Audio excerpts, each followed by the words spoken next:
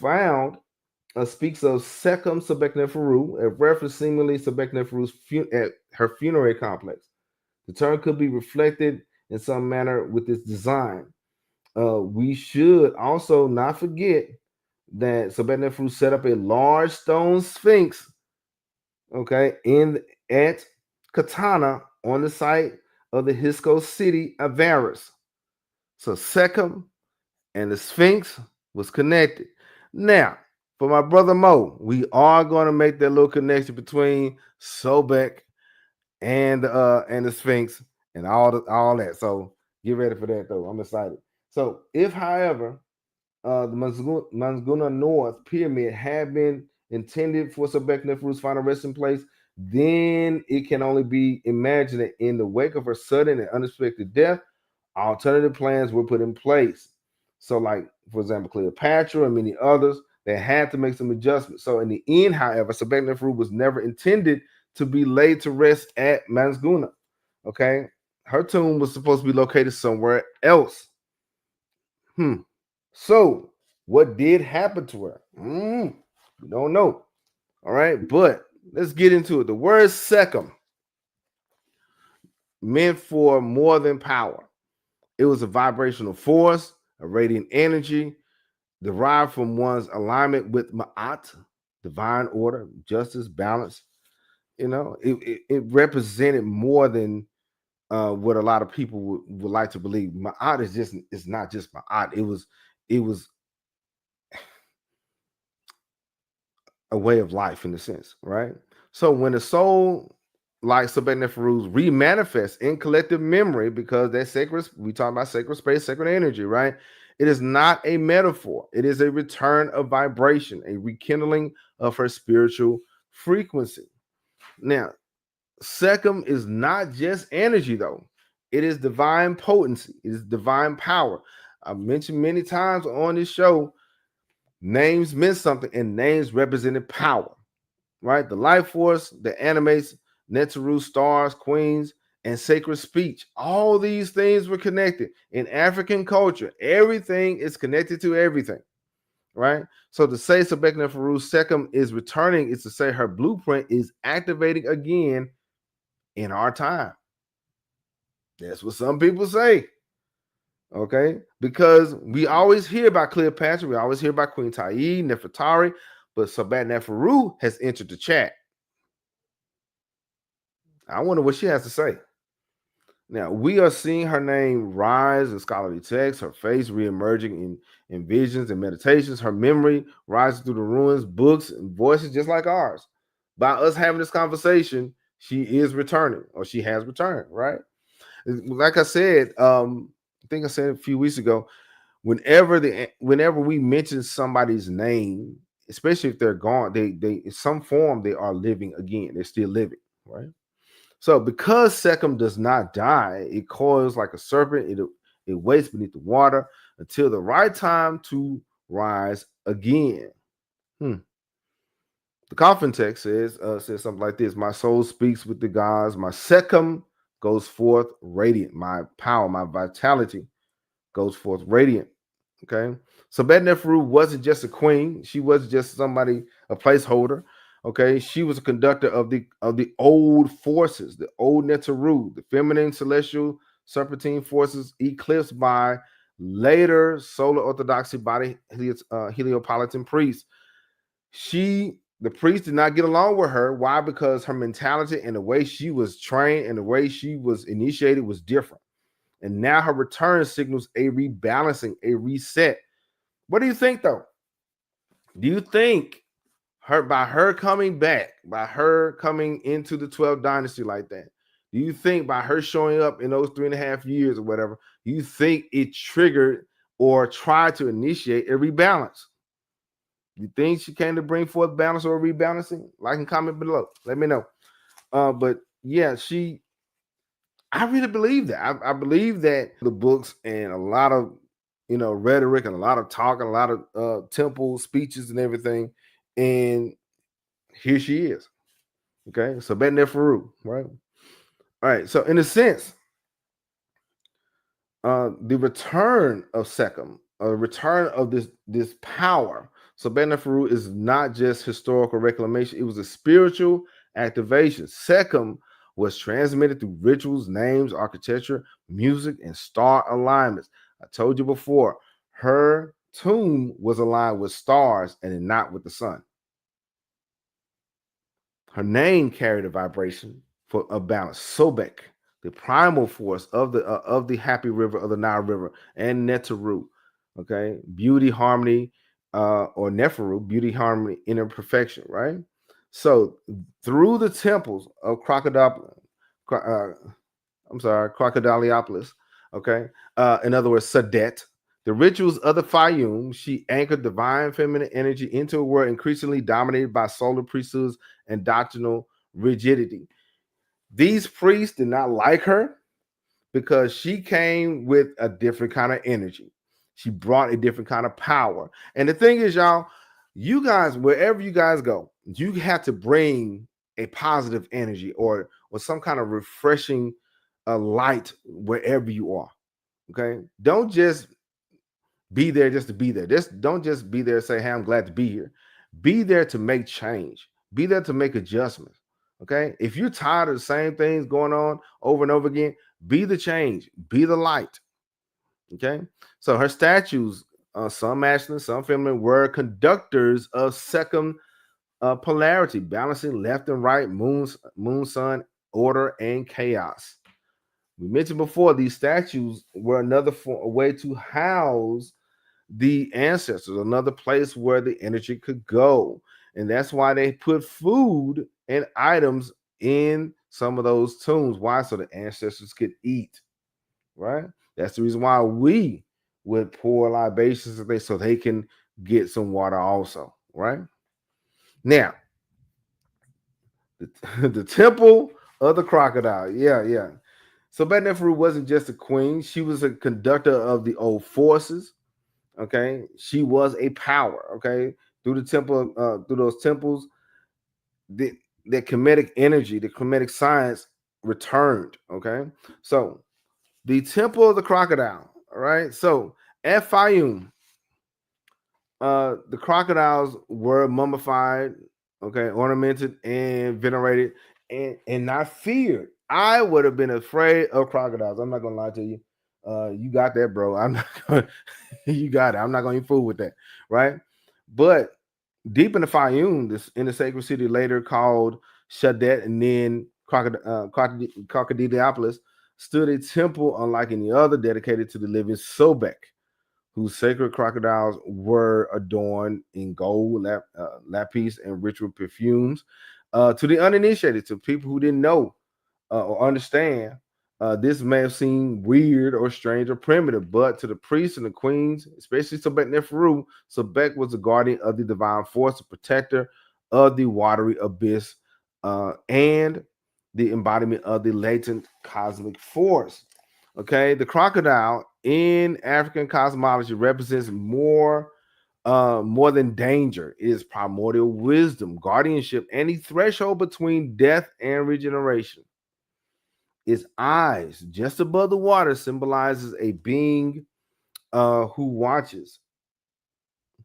Being who watches both submerged the world, the submerged world of the unconscious and the sunlit world of the form. Hold on, the fam is talking. What's going on? Okay, lovely. Okay, hello, nice to listen. Shout out to the fam. What's going on? Metal Nature, I see you. I can. Yeah, we up. All right, we got a few more episodes for the Queens of the South. Shout out to the fam that's coming through. I really appreciate it. Don't forget to hit the like button and subscribe. But yeah, this is about to get a little different. And I'm not done. We got a little bit of Kemetic science towards the end because everybody's been asking about it, and we're about to get into it. But I'm doing some light jabs right now, and you came just in time. All right, so we're talking about the Temple of the Crocodile. Temple of the Crocodile. Shout out to the fam, Meta Nature. Really appreciate it. Now, here it is. So the crocodile was between the seen and unseen. Okay, that's profound. All right, they would go between those spaces. When they submerge, we don't know where they're going, what they're doing, or what. Right. So the temples dedicated to Sobek were not only for devotion; they were mystery schools. We talked about that, right? They taught them these weren't just places of prayer, but it was for science, technology, and knowledge. And so the inner chambers held solar lunar grids, and the priests of Sobek performed rites that involved submersion, chant, and astral projection. Let me know. All right, let me know if you want us to get into that. All right. So they aligned their ceremonies to the rising of Sirius and the inundation of the Nile, calling down the life force of the cosmos into the life-giving, into the living waters. Here's the thing: the in the let me get this in the book there is a rather peculiar temple. Okay, peculiar temple. All right. And so it's a three-dimensional jigsaw puzzle, basically. All right. Three-dimensional jigsaw puzzle. The Kasir al Saga temple possesses several highly unusual features, making it almost unique to the dynastic architecture of ancient Egypt. To start, okay, Metanetric. So you playing. There are 3 degrees of knowledge. We about to lean into something. We're about to lean into some information. Let's get into it. 33 degrees and maybe 360 by the time we all get done. Right? Let's go. Now, and so this is made up of 3 basic levels of construction. This small little building here is built of 3 levels of construction. The middle, the lowest composed of rough rock extracted from the platform, okay, just barely off the ground. The middle section is of white sandstone, with the uppermost layer being of hard limestone. 3 levels. All right. Yeah. And now, not only that, on the inside of it, okay. Normally, stone temples in ancient Egypt were built using regular blocks. Their exposed surfaces cut and dressed to create a perfect finish. This, however, was not the case at this temple. Its exterior walls bear an uncanny resemblance to those of the pre-Incan and Incan buildings in Peru. All right. Shout out to the Kemetic nation. All right. they will they will really be appreciative and happy that I mentioned that. Okay, there is some connection to it. All right, there is something that they're very good about that. They're very thorough. So shout out to Kemetic Nation about that. I think we need to bring them back. Matter of fact, y'all let me know. Type in y'all comment Kemetic Nation if you want Kemetic Nation to come back. Let me know. All right. So, but now in the building is oriented 20.3 degrees southwest and 20.3 degrees north of east. Okay, allowing this doorway located midway along the southern wall to face outward like towards the lake. Okay, now the internal features though. See that on the inside there? All right, the internal features on the inside of that's what got a lot. Now we already got 3 layers, right? But on the inside, there are 7 chambers. There's 7 chambers in this little temple. Okay. On entering inside the temple, Petrie found himself in a long, narrow corridor that ran the entire length of the building and allowed access to small rooms located at either end. On the north side of the corridor were a series of 7 cells or shrines divided from one another by stone walls and carved door frames. There was 7 chambers here. It was built, basically 7, 3 layers or 3 levels, 7 chambers, and the central one was slightly larger than the rest, suggesting it served a more prominent role. Okay. Now, one further compartment, completely hidden with no entrance, lay beyond it. They believe that little space is for like regalia for little items. But these small shrines, they believe that these were places for ritual uses, maybe as a compartment for the Neteru, that place little ornaments and things there. Okay. But yeah, look, check this out. This is pretty interesting here if you can see it. Yeah. So that small place and that small little space there, it is very profound. Okay. It's totally different than other places, right? So let's continue. Let's get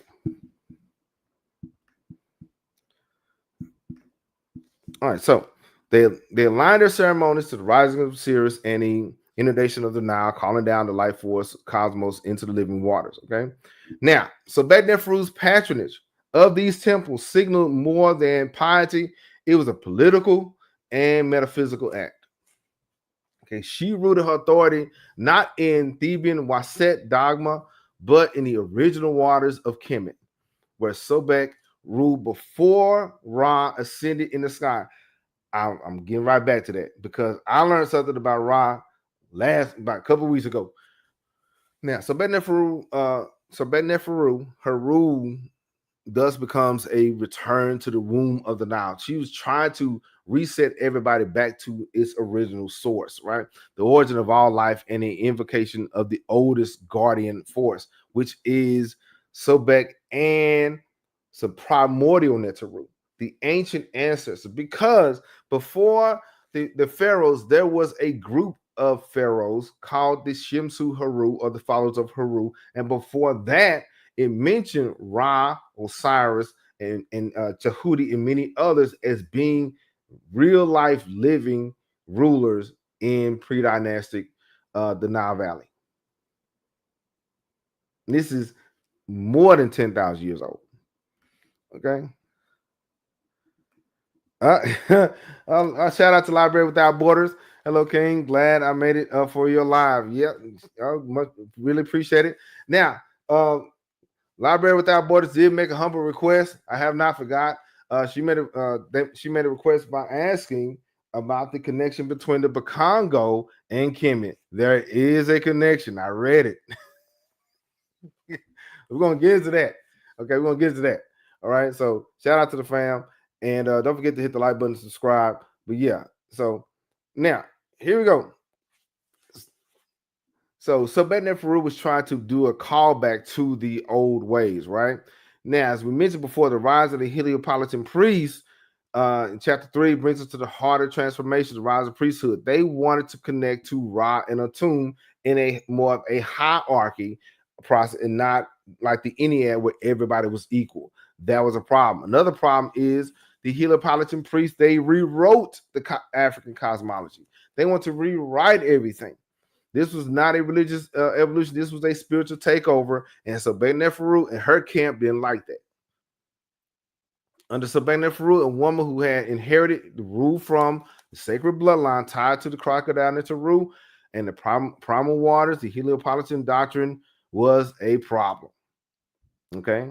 It was a fire overtaking water, sun overpowering the hidden stars, patriarchal theology supplanting the cosmic feminine. It's supposed to be a balance. It shouldn't be male over female, female over male. It should be a balance. And what was happening in the Middle Kingdom, what was happening in the 12th dynasty, it was out of balance. It's fit. And you'll see that later on when Akhenaten takes over, and he was totally out of balance. Let's argue. Akhenaten was straight up out of balance. And Cleopatra was too. Yeah, she went on. Yeah, I said it. Cleopatra. Cleopatra was out of balance too. Don't at me. You understand me? I don't care. All right. Now, so during this time, during the rise of the Heliopolitan priests, these priests aligned themselves with political factions who no longer saw divinity in the female body or the female mind, nor legitimacy in female rule. In their doctrine, the queen or Queen Sobekneferu became an anomaly, a disruption, and an obstacle, right? The spiritual political rise of the Heliopolitan priesthood, to understand the gravity, we'll go back, but we'll go back a little bit later. Now, let's go. The place of the ancestors. Okay, I mentioned that Sobekneferu's supposed burial place is a sacred space, right? And I told you before that Sobekneferu was, she aligned herself not just with the Neteru, but also with the ancestors, okay, which was very important.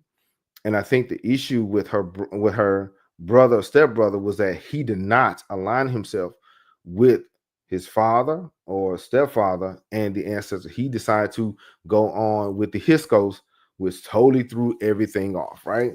So we have the place of the ancestors, and it's kind of personal because I know that this is Memorial Day weekend, right? And we all, of course, in America, Memorial Day weekend, we are celebrating or memorializing those soldiers who died in combat, right? But in the black community, in a black community, um, Memorial Day was a time where we remembered our ancestors. Okay, I'm gonna be honest. That's whenever we got together in Memorial Day weekend, that's what we do, right? And so in this case, Sobekneferu, she was trying to be that threshold between the present and past and the future. Okay, she chose to align with Sobek. It wasn't political; it was cosmic. She ruled through Sobek to claim her role as bridge between worlds, between genders, between forces. Sobek, green, a plume coming out of the abyss, he who opens the way for the justified, right? That's the Book of the Dead, spell 108. Her invocation of Sobek is a call to guardianship, not over an empire, but over transformation. Now, Munsguna, okay, Sais Harawa, the Valley of the Kings, KV25, all of them were not forgotten sites. They were dormant temples. They were dormant temples built for cosmic seeds. They was built for cosmic seeds.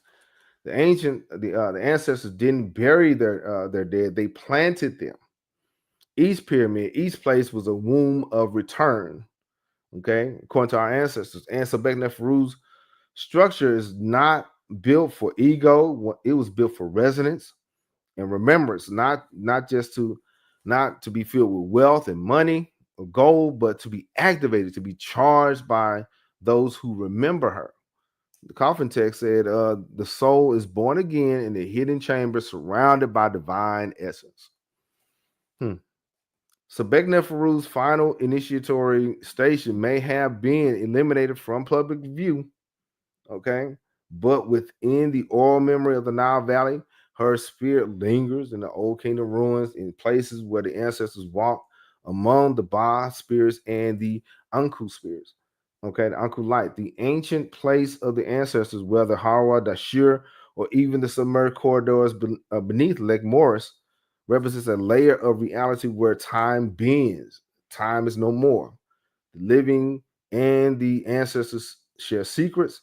It's there where Sobekneferu's legacy was encoded. Okay. Now, in its most esoteric teaching, the priesthood, the place of the ancestors is not just a burial ground. It was a dimensional field, a library of light where the codes of past sovereigns await reactivation by those a pure heart and a pure mind and ready to roll. So Sobekneferu may have vanished from dynastic records, but she endures in these hidden strata as one of the last female niches of the primordial Neteru. I told you she was connected to the ancient Neteru, not the modern. Okay, so and let me get to what the book says. It says they connected themselves to the ancestral Neteru. The pharaohs of the 12th dynasty would undoubtedly have been aware of these places. There was places where, like the Valley of the Whales, where they had bones of, say, larger reptilian species was out there and exposed. And so they would connect them to the underworld monsters or some sort of deceased in ancient Egyptian tradition where in the Book of Two Ways, the snake-like creatures were shown moving about with features seen as large and very powerful. So you see these snake-like creatures in the Book of Two Ways, the Coffin text, and many others. So these were seen, these large snake-like things and skeletons or whatever were in those places. These were prehistoric settlements in Kemet. And so what they did was build temples close to the place of the ancestors. They believed that this was part of the Zep Tepi. Okay. So the pharaohs of 12 dynasty would undoubtedly have been aware of these places, and they would build them next to, they would build their pyramid fields next to them. Okay. So now, Sobekneferu may have vanished, but she still lives, right? Now, dealing with this oh man. Now, the snake deity. I don't deal with snakes. I don't deal with crocodiles. I don't deal with a lot of things, right? But the ancestors did, right? Because Geb and Renuet were both associated with the Fayum, and each has serpentine forms, which should alert us to fairly obvious fact that the region would appear to have been associated with the past, with a primordial spirit. Okay, so the Fayum was connected to the ancient Neteru. See, a lot of people would, of course, which is right, we would believe that, of course, from the knowledge came from the south, and a lot of culture came from Waset and even in Nubia. However, Fayum had some knowledge and culture too, and had a lot of ancient knowledge too. So the snakes and the crocodiles were their train of thought, right? Don't forget to greet everybody as you come in too. All right. Now, so one of Geb's primary animistic forms was that of the snake. Okay. Indeed, from as early as the pyramid age, Geb was seen as the father of all snakes. It was the attribution born out of the fact that the snake was a primary symbol of creation, regeneration. And you will see that snake in a circular form where it never ends, right? So the snake goddess, okay, the snake goddess, papyrus documents dating from the Greco-Roman period. There is Dima al-Siba, okay, the northern finds speak of a snake deity named Nefersati, okay, name also called as Stasis, okay, that is a snake goddess there, okay. There's a cult center in the Fayum also that represented the snake goddess. Now, Sobekneferu, she was connected to Sobek and the seven stars. Her legacy is not just etched into stone; it is written into the stars. Okay, we get to that in a second. So Sobekneferu represented a different strand of Kemetic spirituality. She was linked to the primordial waters of Noon and the seven Heteru. Okay, this was a direct pre-solar stellar based tradition that saw the stars as a source of divine cycles, not the sun alone. Okay, now we're almost done. Really quick, we're almost done for this series, Queens of the South series. We got one more episode. We talk about the fall from grace. What happened to her? What all factions were involved? I'm thinking about doing it Friday though, because we have to do something else. We got to do something else. I got a surprise for you. All right. Yeah. So yeah. This is like almost the end, right? Her fall from grace. What happened to her? What was going on, right? And so in the esoteric Ennead, we talked about the solar code and cosmic gatekeeping. We talked about how the Book of Gates and all those things and the Ennead were all part of a system, a metaphysical code, right? And now dealing with Sobekneferu and her alignment with Heteru and Net. Okay, so Sobekneferu, she was not just in stone, but she was written in the stars. Okay, she was not merely a queen who ruled on the earth, but a guardian of celestial wisdom, deeply attuned to the seven stars. Okay, in ancient constellation feminine power associated in Kemet with the seven Heteru gatekeepers of fate, time, and destiny. These seven were more than stars; they were divine archetypes reflecting the face of the Neteru, and each whispering the secrets of your soul's journey through across lifetimes.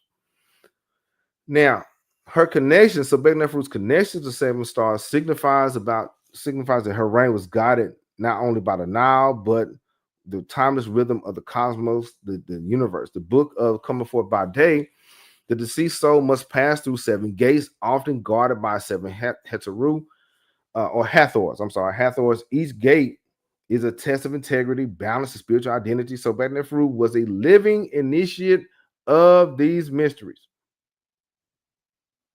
She knew that stuff. Okay. Now, pyramid text utterance 571 says, "Rise yourself, O Osiris, take your throne. May your Ba live, your Ka be mighty, your Sa'u shine in the sky like Ra." Okay, that is in the pyramid text. So, like and subscribe. Now,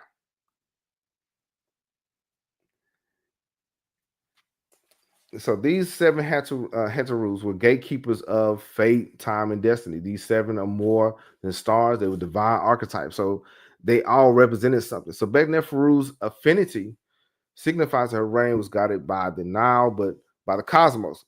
Okay. Now, once again, I keep saying this, but you gotta understand, each gate is a test. We all go through them, right? So Sobekneferu is a living initiate, and she was a living initiate of these mysteries, and coded herself with the stellar map of resurrection, a journey to the imperishable star. So she was, like I said before, she was the connection to the old ways, and she was taking us on a journey to the imperishable stars. She was the last to really do that kind of thing.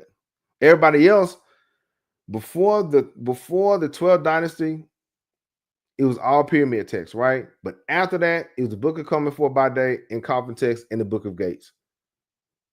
Old order, new order, right? Now, she was a queen aligned with the Duats, the underworld, yes, but also sky temples of sacred astronomy. It wasn't just earthly temple that she was knowledgeable about, it was the sky also. She understood that what the priesthood feared, that the stars are not cold points of light, but beings, codes, guides, and the true temples of origin. Our ancestors kept pointing us to Sirius, and she knew about that.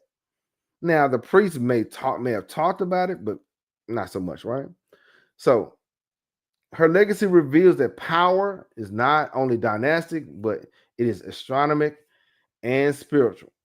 Okay, the womb and the waters are equal to the throne and the crown, and the 7 stars are real gateways seen in both the sky and the temple, guiding the soul through initiation, death, and rebirth.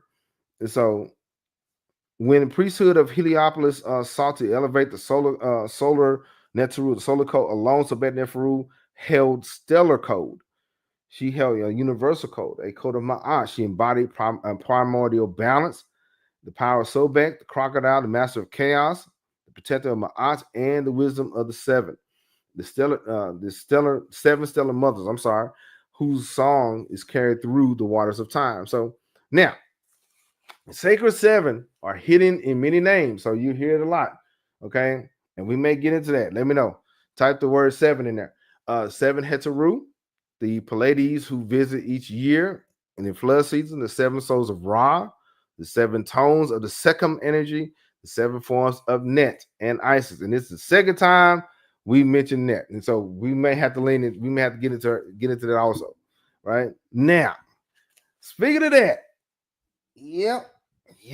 We got it. Now I have something in mind dealing with the primordial Neteru Net. I do the primordial goddess. I do have something lined up, so stay tuned for that. But we've been hearing this a lot, right? And so dealing with Net. I got my little notes here. She's the first one, the veiled one, the mother of all deity. Matter of fact, she gave birth to Ra. I heard somebody say that, but this is the first. Yeah, Net is the one that gave birth to Ra. Wow. And so on her temple, as Science is written, I am that which has been and is and shall be. No mortal has lifted my veil. Okay. I mentioned the veiled queen, right? Net is the goddess of weaving, life, death, destiny. She's the great weaver, right? And she is this beyond polarity. So Sobekneferu daughter is the daughter of Net in the mystical, in a initiate or mystical sense. channel her veiled science. She did not rule for conquest. She ruled to preserve sacred memory and hold open the portals of return. Now, when we think about Sobekneferu, when we think about what is happening, okay, um, the book of the coming forth by day, the book of gates, the Amduat, we find reference of the seven serpents, the guardians of light, transformation of truth.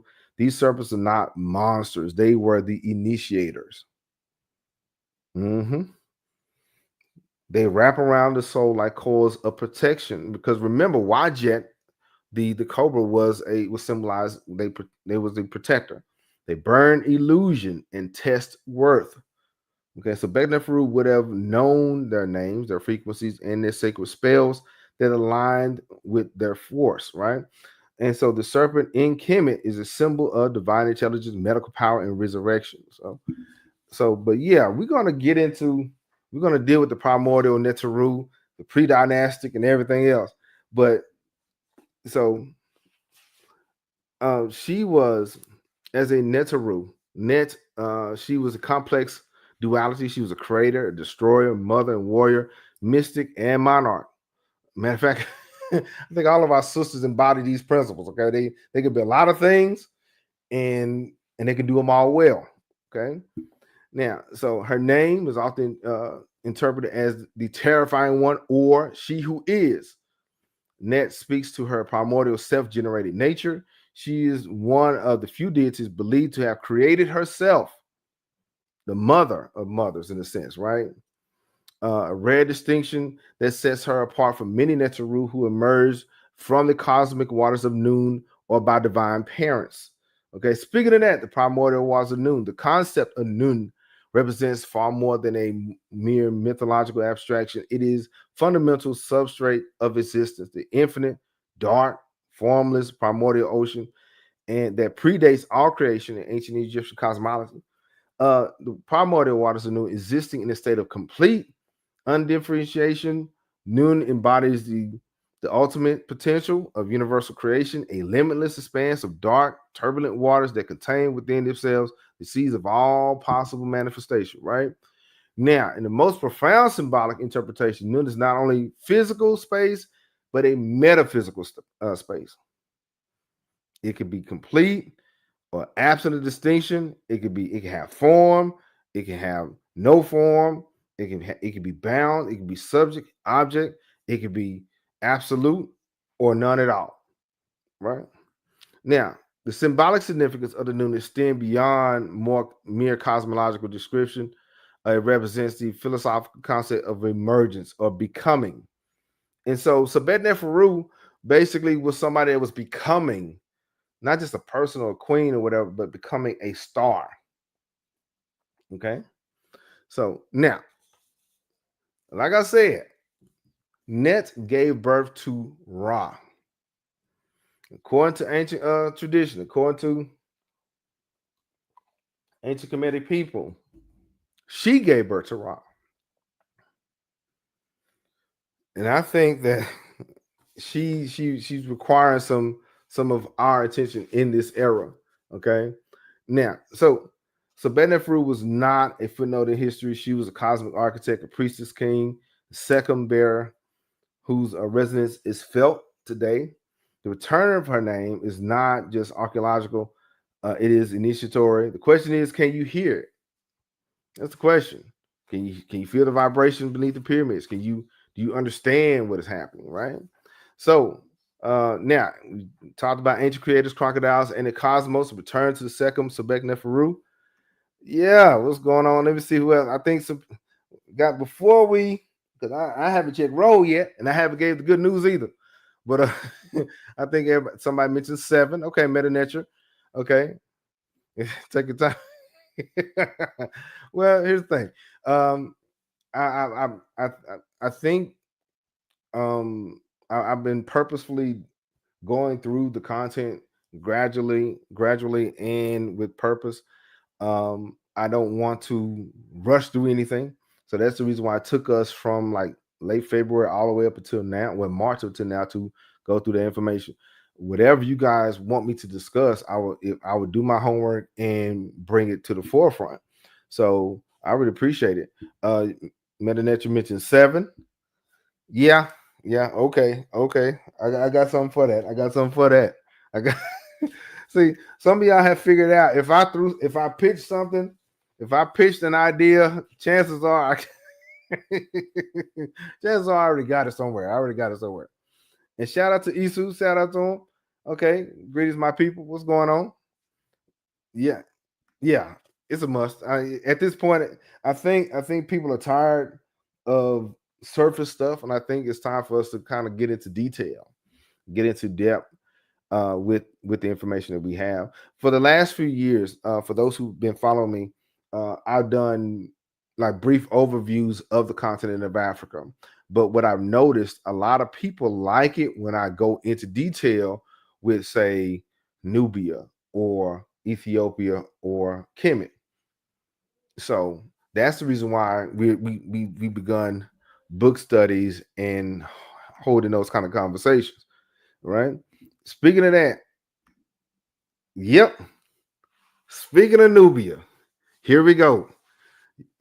Thrones of Fire and Temples of Light, the Kandeki Queens, and Esoteric Knowledge of Ancient Kush. That's coming out next Sunday. I had to go on and get ready for that. Yeah. So this is a response to this is basically a part 2 to the Amazing Civilization of Ethiopia. It is an older video I put out about a year ago. And yeah, it a lot of people enjoyed that video. So I decided to go into Sudan, and we're going to talk about the Lion Temple of Naka and all that.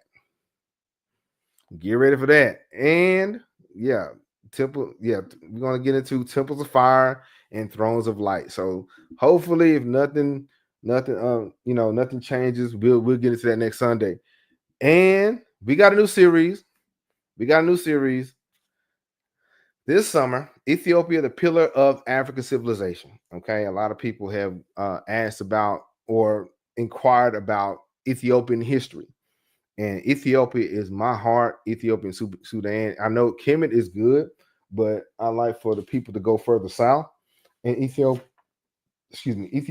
is where we can start. That is one of our pillars on my podcast. The pillars is Ethiopia. It is Kush, Kemetic science, and then there was a fourth one. So and of course the hidden tech. So we have hidden technology, hidden knowledge, right? So we have esoteric. So we have Ethiopia, we have Kush, we have Kemet, and we have Kemetic and Kushite science, right? So this is part 1 because somebody asked me to make a discussion, a host of discussion connecting, say, the big 3 religions and Kemet. That's already done, bro. We have enough. We have plenty of podcasts out there in the world that discuss all that all the time. We're going to talk about Ethiopia, and we're going to talk about Nubia by itself. Okay. And I think they need to get a shine. They need to get their shine. And if you want to get into that, here's the books for the summer. Okay. We're going to get the links in the description. The Ethiopians of History by Richard Pankhurst. Okay. And Kebra Nagast. And guess what? Yep, I have my book. I wrote my first book. Yep, The Crusades and Jihad in East Africa. This is my very first book. Okay, I've been sitting on this for years. And I finally published it. It's Religious Conflict and their Impact. It really goes into medieval East Africa. Okay, and a lot of people talk about the Crusades. A lot of people discuss the Crusades, and when they talk about Middle Ages, during the medieval period, they skip over to West Africa, right? And so what happens is nobody knows what was going on with Sudan and Ethiopia. So yeah, it's a smaller read, but it's a little something, right? So, but we will host a discussion. I will do a discussion on the book, a little mini series of the Crusades and Jihad in East Africa by me. And so Yeah, so the link is in the it'll be in the pinned comment. So if you want to get one, go get that. All right. So yeah, I'm very excited about that. It's a long time coming. Oh, hold on. Is it sorry I meant that say that that's exciting about Ethiopian Nubia? Yeah, yeah. It's very exciting. And I think it is called for. I really think it's called for. I think the people need to uh I think people need to understand that Kemet isn't the only place in the Nile Valley that has civilizations that have power. Okay, so I have also in development a online course. Okay, an online course. Uh, Meta Nature says, "Don't diminish your work. There's nothing little about it."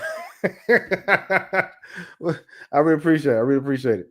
Um, yeah, so I will be in the. I'm in the plans of getting getting some online courses and consulting. For those who don't know me, I am a history teacher for real. For real, I teach high school, and I'm a department chair for the social studies department, and I'm a mentor teacher.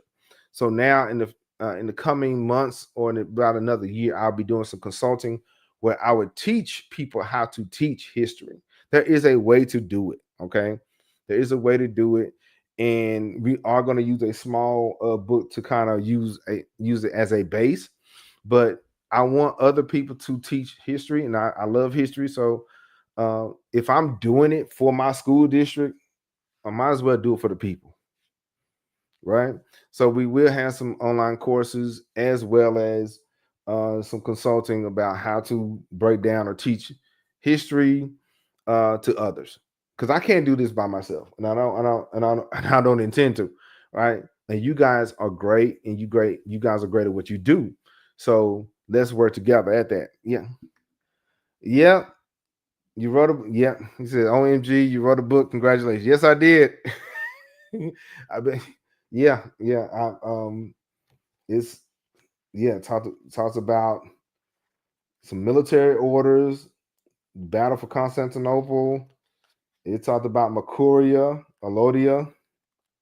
Yeah, it talks about swords and the scimitar, Saladin. Yeah, I guess and the kings of the east. So there are some Ethiopian and Nubian kings that said no. All right. So but yeah,